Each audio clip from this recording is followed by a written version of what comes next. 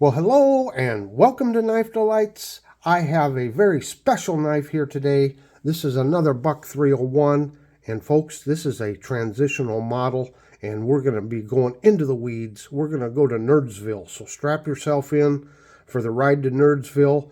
Before we get started, I just want to point out that this is a open tag response to the Saturday Stockman Stampede, that wonderful open tag started by brother Terry at Terry's Knives and Man Stuff. Make sure and go visit Terry's channel. Great content. You'll enjoy everything he has to offer. So I saw this knife on eBay and it piqued my interest right away because I saw wood covers and I saw 3 pins and I saw this shield on it.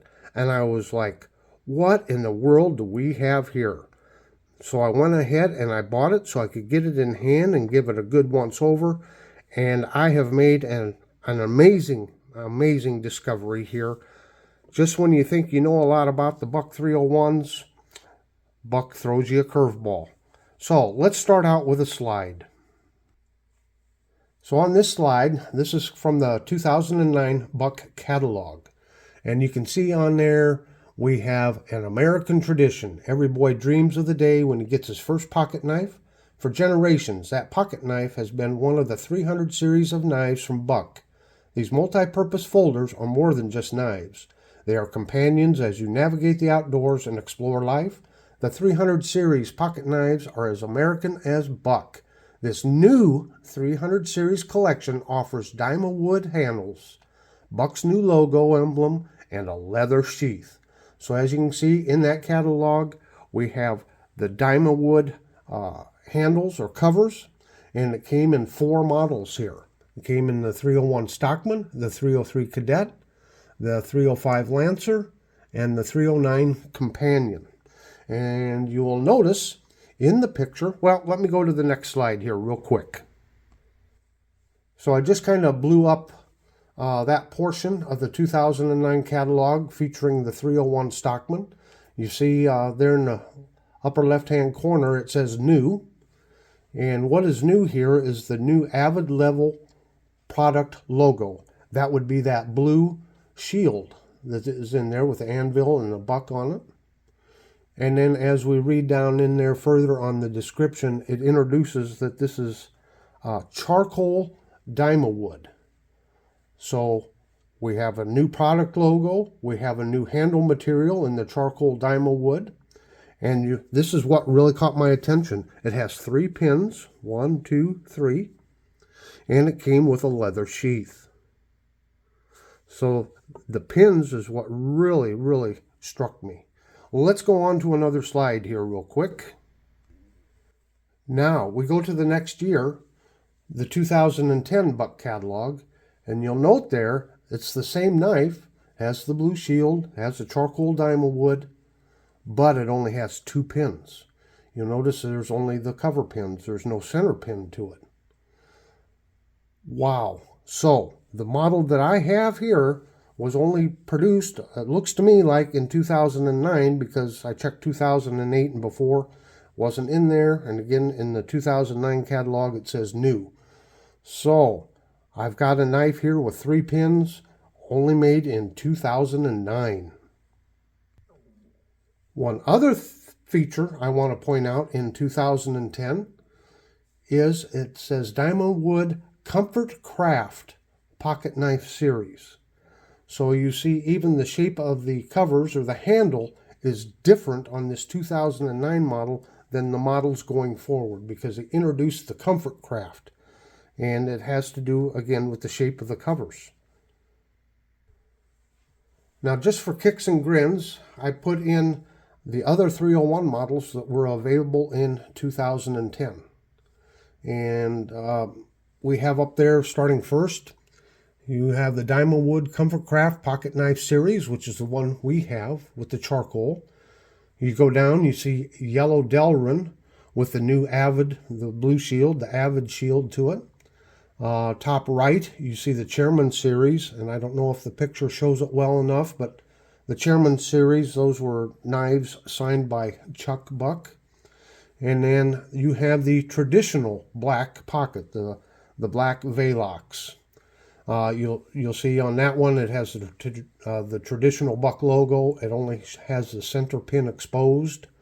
On the other three, you'll see the center pin is covered up by the covers, but you have the two cover pins to them. Just so you know how hard it is to try to, I'm focusing on just one model, the 301. You can see now how difficult it is to learn everything you can on the 301, because on that yellow one there, it looks like it's got the smooth Delrin and the blue logo. But I believe sometime in the 90s, there was a SMKW special order, and it was yellow Delrin, but it was yellow saw cut, and it had the traditional buck shield in it. There's also later on, they came out in red Delrin. So as you can see, there's so many different models of the 301. Okay, now that we have some of the groundwork laid here, let's just take a look at this knife. So it's got nickel silver bolsters, but we got very good patina on there. We look at the shield, and again, 2009 is the first year it came out with the Avid series shield, and they are blue. And you can see this one's not blue, and the only thing I can think of is somebody's, removed the blue off of it.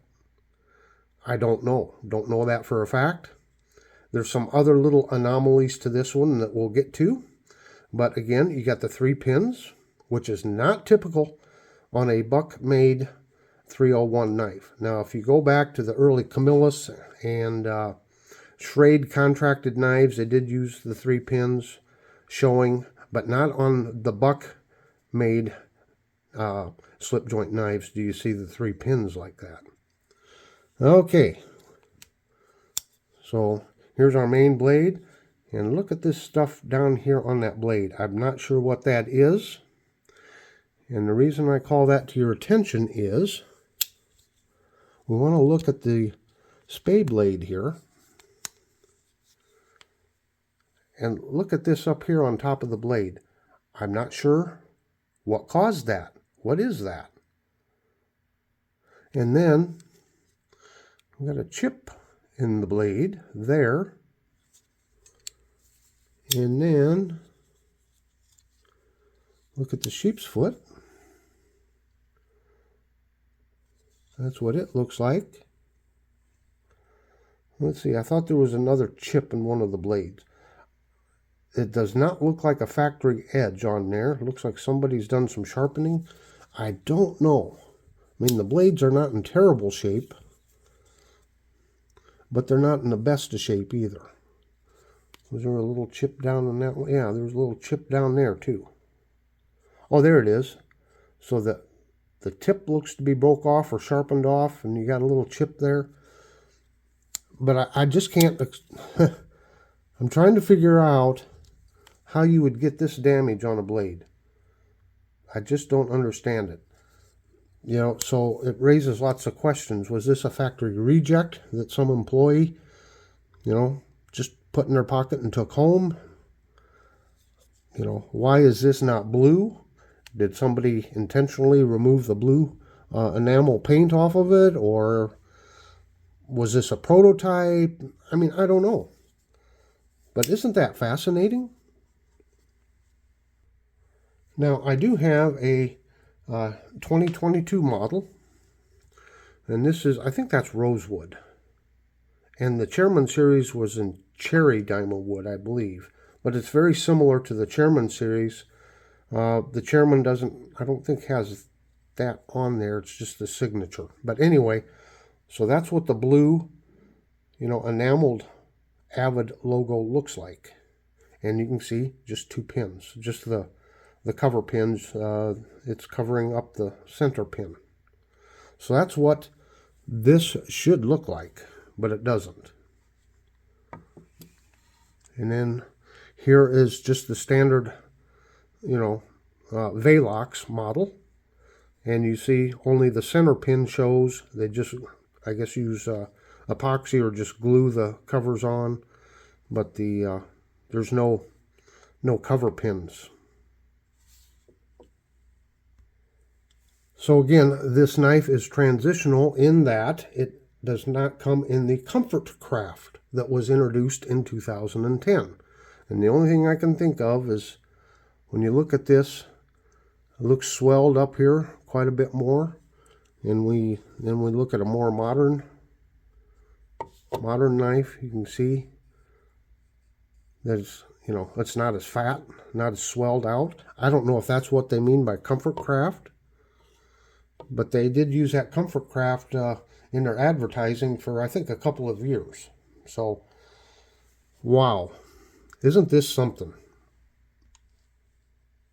So again, in 2010, that's when they came out with the Avid logo there. So right now, as of this year, Buck basically has 3 levels of knives, what they call the Select series, and this would be a Select. It's just your basic knife. And then you have the Avid series, and the Avid means there's some sort of an upgrade to it. And this pertains to fixed blade knives and you know, all the other knife models. So then you have the Avid model. It's got a more enhanced feature to it. And then you have the Pro models, and the Pro models, it's kind of talking about the blade steel because you're getting a very upgraded blade steel. So the Select series is always your basic model, and then Avid, and then Select. And each one usually progressively costs more because there's supposedly higher quality or better materials used on those knives. Well, this has been quite a discovery for me. Again, I was just amazed. I took a chance when I bought this knife. I would love to hear your comments on why we have this damage to the knives the way we do. What would cause that? But that's the fun thing about knife collecting. We get to sit and ponder that over and over and over. Well, I hope you've enjoyed this video, and until next time, have a very delightful day.